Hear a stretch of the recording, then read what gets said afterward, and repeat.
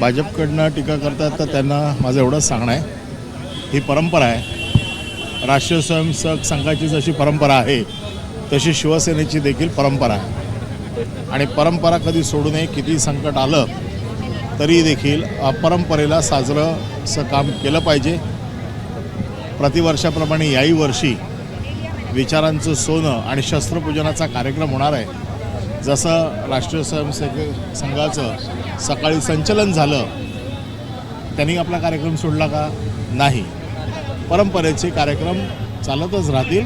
पण त्याचबरोबर महाराष्ट्रावरती संकट आहे आणि या संकटाच्या काळामध्ये सर्व शिवसैनिक रस्त्यावर उतरून काम करतील अशी अपेक्षा आहे. त्याचबरोबर महापालिकेसह स्थानिक स्वराज्य संस्थांच्या निवडणुका येत आहेत. त्या पार्श्वभूमीवर हा दसरा मेळावा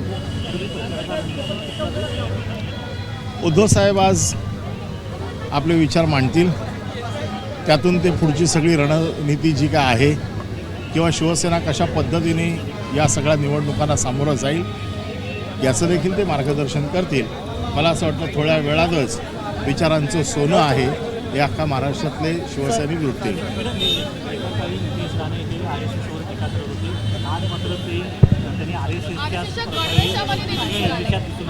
मला असं वाटतं तुम्ही नीट त्यांची टीका ऐकली नाही.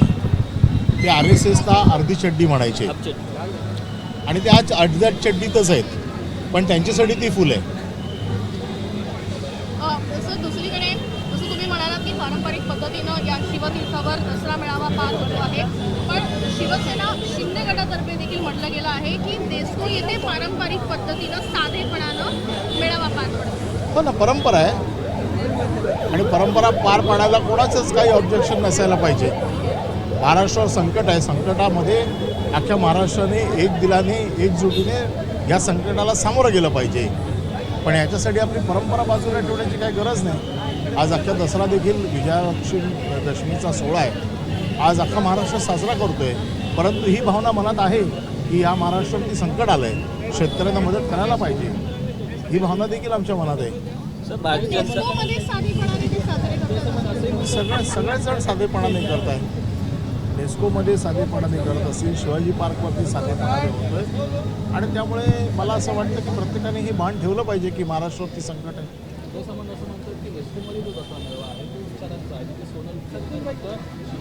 उदय सामंतांनी विचाराच्या बाबतीत न बोललेलंच बघा. भारतीय जनता पक्षाकडनं असं बोललं जातं की 63 कोटी रुपये या दसरा मेळाव्यासाठी खर्च करण्यात. भारतीय जनता पक्षाचा कोण हिशोबनीच आहे, ज्याने हा हिशोब लावला, मला त्याला भेटायची फार इच्छा आहे. ABP माझा, उघडा डोळे बघा नीट.